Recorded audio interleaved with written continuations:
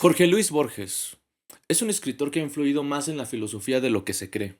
Así, por ejemplo, Foucault decidió escribir sobre las palabras y las cosas después de leer el cuento El lenguaje analítico de John Wilkins, donde se narra una ficcional enciclopedia del emperador en donde existen nombres y taxonomías muy extrañas y cómicas. Pero esta influencia del realismo mágico se expandería hasta unos gringos cyberpunk y ñoños de la cibernética, los cuales formarían un grupo llamado el CCRU, es decir, The Cybernetic Culture Research Unit.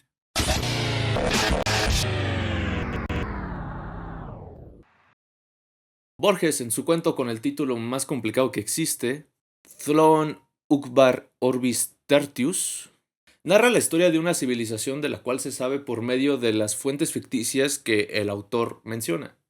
En la región de Uqbar, que supuestamente está en el Medio Oriente, se relata la historia de una civilización cuya lengua se estructura a través de la historia de la lucha de dos civilizaciones, llamadas Thlon y Mlechnas.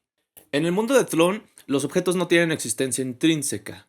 Son eventos efímeros de la percepción, meros accidentes de la mente colectiva.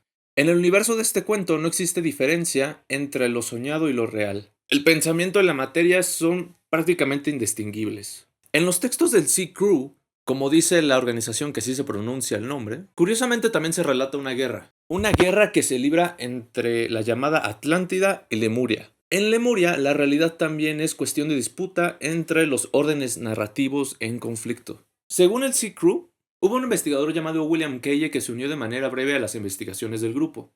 Este investigador relata ideas sobre una lucha que existe y se libra entre los pliegues del tiempo, y esta se reactiva cada vez que se narra. En esta disputa, Atlántida representa el orden fijo, jerárquico y centralizado. Un universo donde el tiempo es lineal y el marco es normativo. Por otro lado, Lemuria encaja el flujo del tiempo, la descentralización y la multiplicidad. Funciona como una espiral del tiempo en donde el presente, el pasado y el futuro se pueden reescribir. A esto William Kaye lo llama Templex Spiral. Al igual que en el cuento de Borges, esta guerra se libra por la construcción de la realidad. Pero en el caso de los escritos del CCRU, esto no se trata de meras percepciones o sesgos de confirmación. Se trata de una lucha auténtica para que los eventos en el mundo real sucedan. Siguiendo con las ideas pachecas de este vato, Kaye hablaba sobre un OGU, que por su acrónimo significa One God Universe. Una estructura de control que impone la única narrativa de la realidad. Es el mecanismo atlante por excelencia. En este sistema, todo evento, toda posibilidad, toda lógica es atrapada en una causalidad lineal, bloqueando cualquier disrupción de la multiplicidad. Lemuria, por otro lado, como dije, opera a través del Templex Spiral, un concepto que trata de describir cómo eventos que se suceden en el tiempo crean una retroalimentación que deshabilita el orden impuesto. Una vez explicada toda esta conceptualidad filosófica y aburrida, veamos cómo esto se aplica a la cultura del Internet. En el espacio cibernético, esta guerra se manifiesta a través de los conflictos digitales, donde ciertos relatos logran imponerse a través de la constante repetición y la amplificación algorítmica. Como dije, no es una cuestión de posverdad. Los sistemas de información parecen anticipar eventos antes de que estos ocurran, como un estornudo inevitable procedido por un cosquilleo en la nariz y una sensación de incomodidad progresiva que anuncia su llegada sin posibilidad de contención. Así, ciertos discursos logran permear la esfera digital que, aun siendo marginales, logran consecuencias factibles en la realidad. Por ejemplo, se ha observado cómo ciertos fenómenos, siendo inexistentes aún de manera tangibles, surgen de manera recurrente hasta que encuentran su expresión en la realidad. Los memes, las tendencias y las narrativas emergentes no son meros reflejos de la propia realidad, sino más bien premoniciones programadas en la estructura misma de la comunicación digital. Por mencionar unos ejemplos, el Goblin Mode fue una manera irónica de describir un estilo de vida hedonista sin preocupación por tu aspecto físico. Pero después algunos grupos lo defendieron como un estilo de vida auténtico, como si fuera una especie de respuesta al cottagecore, donde todo es ordenado, femenino y estético. También existe la idea del Sigma Male, un meme que en principio nació en foros de 4chan de manera irónica, que trataba de parodiar cómo tendencias pseudocientíficas trataban de construir una especie de nueva masculinidad a través de la idea del macho alfa. Entonces nació el chiste del Sigma Male, demasiado hombre para ser alfa. Pero esto fue posteriormente tomado de manera seria por los grupos incels. O cómo olvidar cuando Dross predijo cómo iba a ser el GTA 6. Debería tener a Vice City, pero no debería centrarse solamente en Vice City, debería ser el estado de la Florida. Que una de las protagonistas debería ser mujer, puedes poner una negra culona. Ojalá pronto se confirme lo de Disneylandia. Este fenómeno de anticipación estructural no sería otra cosa que la hiperstición. Una idea que, al ser difundida, altera el curso de los acontecimientos, cambiando la historia en tiempo real y manifestándose en una profecía autocumplida.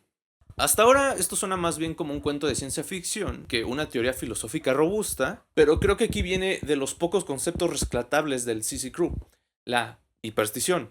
La hiperstición es una actividad infecciosa, como lo sería el propio lenguaje. Así como en el cuento de Borges, donde las descripciones de Tlön comienzan a filtrarse en la realidad hasta que la ficción sustituye lo real, la hiperstición propone que esto sucede de manera literal. Lo que inicialmente sería una construcción narrativa puede convertirse en una estructura dominante dentro del mundo. Imaginen que el mundo es una máquina que genera información nueva y la excreta como sudor, una secreción que se convierte en miel pegajosa, absorbiendo y reconfigurando el propio sistema que la creó.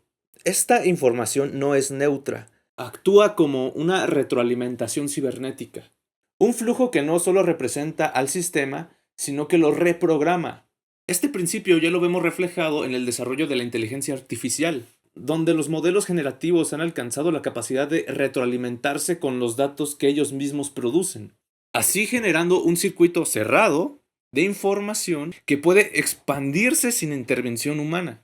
Este fenómeno se enlaza con la teoría del Internet vacío, una hipótesis que sostiene que gran parte de la actividad en redes sociales no es realizada por humanos, sino por bots que interactúan entre sí, dando la ilusión de una participación genuina.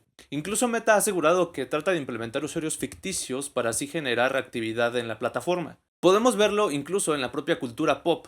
Por ejemplo, el meme se hizo canon de golpe. Describe cómo algo que comenzó como una ocurrencia de repente se transformó en realidad. La hiperstición sería lo que dan a hacerlo canon. Un caso aún más fascinante ocurrió cuando un usuario de internet subió una animación en donde de manera ficticia y satírica ocurría un debate en el podcast de Jordi Wild, donde Javier Santolaya y Mr. Tartaria debatían sobre cosas conspiranoicas. La animación usaba voces generadas por inteligencia artificial y pretendía ser una broma, una construcción ficticia de lo que podría suceder. Seamos sinceros, a todos nos pareció plausible que eso sucediera. Sin embargo, el fenómeno adquirió atracción y, en efecto, Jordi Wild invitó a Javier Santolaya y Mr. Tartaria. Sin embargo, los lugares de Mickey Mouse Empírico y Crespo fueron reemplazados por la gata de Schrödinger y David Parceriza. De este modo, lo que inició como un simulacro humorístico de lo que podría suceder, se hizo canon de golpe. Exactamente como predice la hiperstición. Para concluir, quería hablar sobre una cosa muy extraña del CCRU. Existe esta extrañísima historia, la evocación del demonio Katak. Se decía que este ser, vinculado a los pliegues del tiempo y la convergencia catastrófica, se manifestaba justo antes de eventos destructivos. Esta entidad podría ser invocada a través de las técnicas numerológicas cibernéticas que el propio C-Crew desarrolló. Les presento al numograma. Esta es una abstracción cibernética de cómo las regiones cósmicas de un sistema están conectadas por corrientes, canales y puertas. Según los textos del CCRU, esta cosa fue usada para invocar a Katak. ¿Cómo? No lo sé.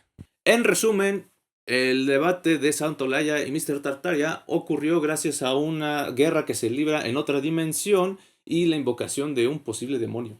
Eso es lo que diría el CCRU, seguramente. Y hasta aquí el video de hoy. Dejen su comentario, dejen su like. Sigan viendo videos en esta Matrix. Sí, si son míos, mejor. Bye.